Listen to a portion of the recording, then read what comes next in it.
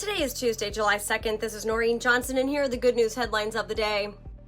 In a vote of 6-3, the Supreme Court ruled that presidents will enjoy immunity from criminal prosecution for official but not unofficial acts.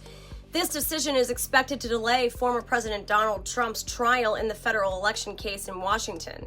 The Supreme Court said this: under our constitutional structure of separated powers, the nature of presidential power entitles a former president to absolute immunity from criminal prosecution for actions within his conclusive and preclusive constitutional authority. And he is entitled to at least presumptive immunity from prosecution for all his official acts. There is no immunity for unofficial acts. The July 1st decision will now head to the district court for further consideration. President Biden slammed the Supreme Court's ruling on presidential immunity in Trump versus the United States, saying it means there are virtually no limits on what a president can do in a speedy address Monday evening. The president spoke for less than 5 minutes before turning his back to the press and walking away. Before that, though, he did say, "This is a fundamentally new principle, and it's a dangerous precedent because the power of the office will no longer be constrained by the law, even including the Supreme Court of the United States."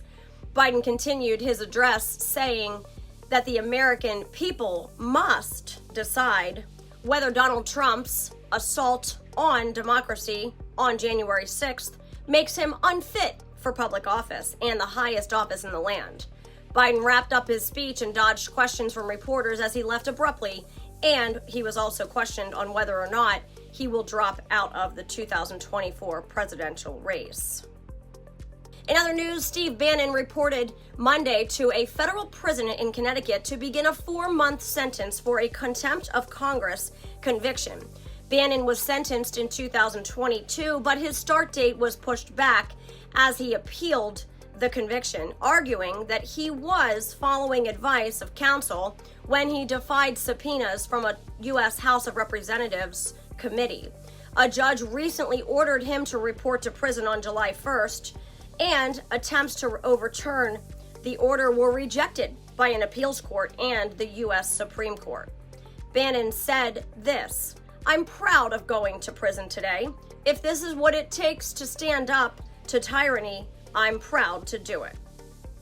The College of Cardinals gave a positive vote to the canonization of Blessed Carlo Acutis on Monday after Pope Francis recognized last month a second miracle attributed to the millennial's intercession. This is the final step before his canonization date can be set. Pope Francis said on July 1st that the date for the canonization mass of the computer coding teenager will be announced at a later time, the Vatican confirmed. Acutis could be canonized during the Catholic Church's 2025 Jubilee year. The College of Cardinals assented to the canonizations of 15 people, including Blessed Carlo Acutis, during a consistory at the Vatican on the morning of July 1. The Pope decreed that the 14 other blesseds, which includes the 11 martyrs of Damascus, will be declared saints on Sunday, October 20th.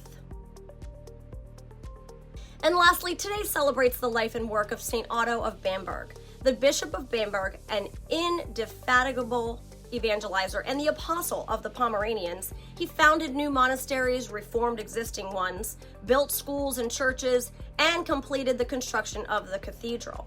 He lived a poor and simple life and was called the father of the monks for the concern he showed toward religious orders. St. Otto, pray for us. And those are your daily good news headlines. This is Catholics for Catholics. May God bless you, and may God bless the USA.